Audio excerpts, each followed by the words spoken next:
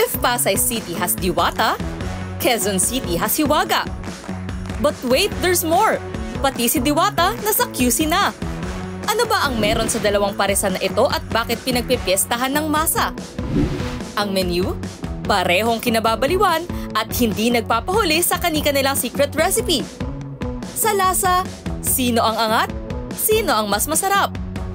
Welcome sa ating Pares Challenge. Kasama natin si Raron, pati na din si Franz, para alamin kung ano nga bang pares ang mas angat, agaw lasa at agaw pansin para sa masa. Ang twist? Pareho silang blindfolded at hindi alam kung saang paresan ko sila dadalhin. Mahilig si Ron sa pares tuwing break time sa trabaho. Kaya exciting makita kung paano niya i-rate ang paresan na pupuntahan namin. Ang work ko po is BPO and malamig po doon syempre. Pag lalabas po kami, pampainit lang po sa baw. Kaya laging pares yung kinakain niyo? Opo. So talagang certified pares lover ka? Yes po. Si Franz naman ay culinary student na avid fan din ng pares. Kaya let's see kung ano ang reaksyon niya. Actually po sa mga street pares po yung mga paborito kong kainan, lalo pagkatapos po ng school. Gano'n ka kadalas kumakain? May time po na 3 times a day po ako kumakain kasi usually po ang pasok ko is morning then hanggang hapon po. Tapos ang kinakain mo talaga usually is pares? Opo, pares or pares mami po. May idea ka ba kung saan tayo papunta ngayon? Wala po. Wala po eh. Sa unang round, dinala ko si Ron sa Hiwaga Pares. Si Franz naman sa Diwata. So ito yung component ng pares niya, yung crispy pares, crispy taba. First time ko rin pong titikim ng pares na Hiwaga.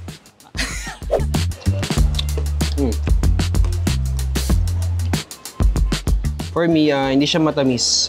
Hindi ko rin nalalasahan yung lasa ng star anise. Pero don't get me wrong kasi naman, masarap siya. So yung daon ng sibuyas, nagko-complement dun sa sabaw. Lalo na yung lutong ng balat ng baboy. As a pares lover, siguro respectfully na 7 out of 10. Pero kung siya, kung sa ulam lang naman, masarap talaga siya. 9 out of 10 to for me sa ulam. Ang ratings ko is 8 out of 10. At sa second round,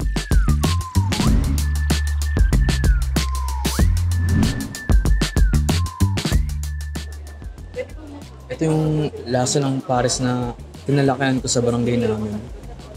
Hindi siya yung matamis, yung alat na pares. Nalalasahan ko po sa sabaw niya yung pork stock. Hindi ako pwedeng magkamali na yung ginamit nilang sabaw dito is yun yung pinagkuluan ng baboy. Kasi lasang-lasa yung pork stock niya, sobrang rich ng lasa. So, gets ko kung bakit siya patok sa masa. Hindi lang sa internet. Siguro talaga yung sa lasa niya. As a fan ng pares po, mararate ko siya sa 9 out of 10. Consider na yung lasa niya is matamis talaga and hindi katulad ng mga natikman kong mga street pares. Tataasan ko siguro 9 out of 10. So parang yung lasa ng pares sa amin, mas lumevel up dito sa pares ni Diwata. 2 rounds done and we're down to the last. Akala nyo tapos na, no? May last taste test ng Pares Challenge pa ako sa kanila.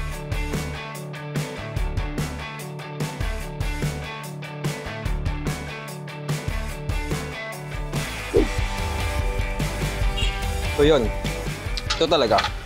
Lasang-lasa mo agad yung star anise. Di po siya malapot, di rin po siya masyadong basa.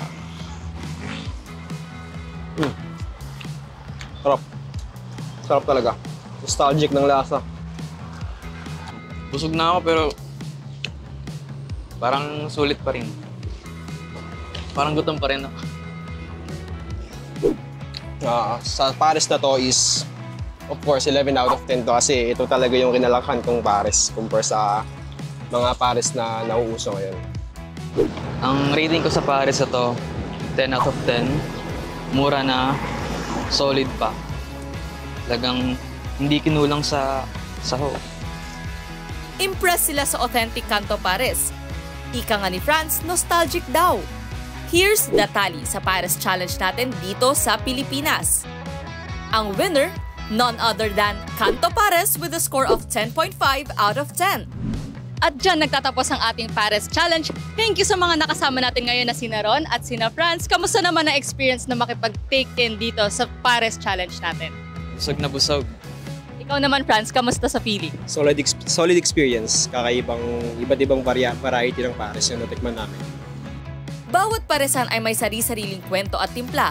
At sa kabila ng pagkukumpara, nasa atin pa ring mga Pilipino kung anong pares ang pipiliin natin. May mga hype na paresan, pero iba pa rin ang lasa ng authentic.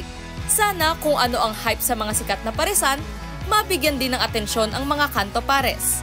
Ikaw, anong paresan ang tingin mong winner? I-comment na yan below at pwede mo rin i-share ang paborito mong pares spot. Huwag kalimutang i-like, mag-share, at subscribe para sa mas marami pang food ventures dito sa Pilipinas.